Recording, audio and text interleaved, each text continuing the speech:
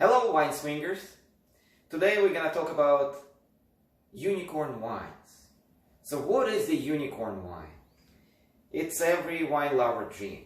You wanna find wine that's super good and not that expensive.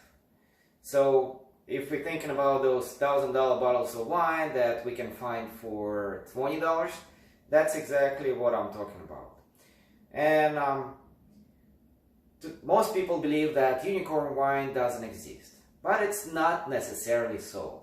So if you're looking for the unicorn wine, look no further but to Jerez region of Spain. So Jerez region of Spain is famous for producing sherry. And let's stop right here and talk about sherry and Jerez for a second. Well, actually, all the wine used to be called Jerez, but when Britons became importing wine from Jerez to England, they anglicized the word and it turned into sherry. So that's where the sherry comes from. So I'm gonna use that word interchangeably throughout my talk, and when I call it Jerez or sherry, I mean exactly the same thing. So the center of this region is in a town that's called Jerez de la Frontera, and in order to produce sherry, the wine needs to be produced within Jerez or two other smaller towns, one of them called San Luca de Barrameda and the second one El Puerta de Santa Maria. So in order for it to be called sherry, it must be produced here. And if we talk about the climate of this region, well, it's a hot Mediterranean climate, but because most of the vineyards located on the coast, it's a little bit more humid. So what's interesting about this climate, because it's on the coast, it gets more rain on average than the rest of the Spain, the inland part, but when it comes to the growing season, it's really dry and hot. And usually the conditions can be moderated a little bit by the winds. So one of them is a westerly wind that's called poniente. So what it does, it brings a little bit cooler air and a little bit of humidity. But then sometimes the temperatures can jump really to the high temperatures and it might become really dry because another wind comes in. That wind calls Levante. So what it does, it brings high temperature and dry wind, and that's very stressful for the grapes. So what's interesting, the way this region deals with this kind of conditions is thanks to its soil that's called arboriza. So what it is, it's really a light colored soil that has some unique properties. If you look at something like this, so this is our excavated soil, salt. So it's a piece of soil that comes from the ground. And basically, when there are no additives, when you introduce some humidity and water to salt, it turns into this kind of a rock. So that's exactly what albariza soil does. When it becomes really hot, during the rainy season it absorbs the water, but when it becomes really hot and dry, it actually develops this kind of a crust. But reality is, if you touch this soil, this is what's going to happen.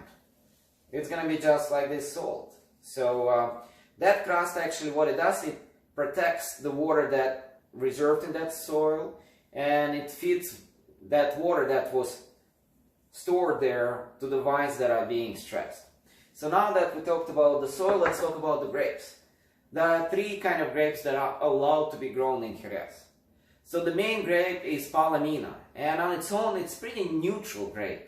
It doesn't have much flavor, and that's exactly what the winemakers here want. Because more than any other region in the world, this wine is defined by the winemaking techniques. And while the techniques they use here are not unique to this region, this is what they take to their highest extent, and this is what the wines produce via biological aging, via oxidation, and those, again, it's used elsewhere, but here it's kind of more what's going to define how the final product will taste like. So let's talk about Palomino grape. That is a base for most of the wines here.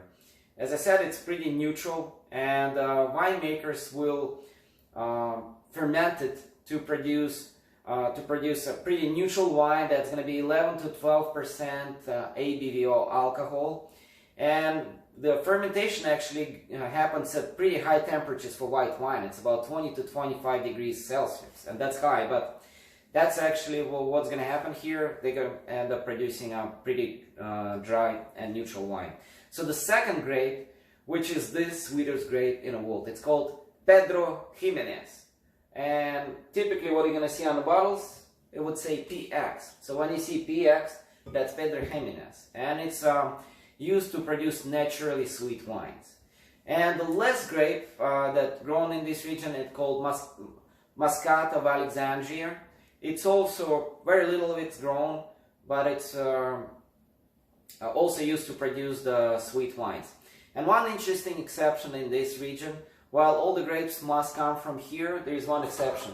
There is very little Pedro Jimenez that's growing in this region. And it comes from the region that's called Moriles,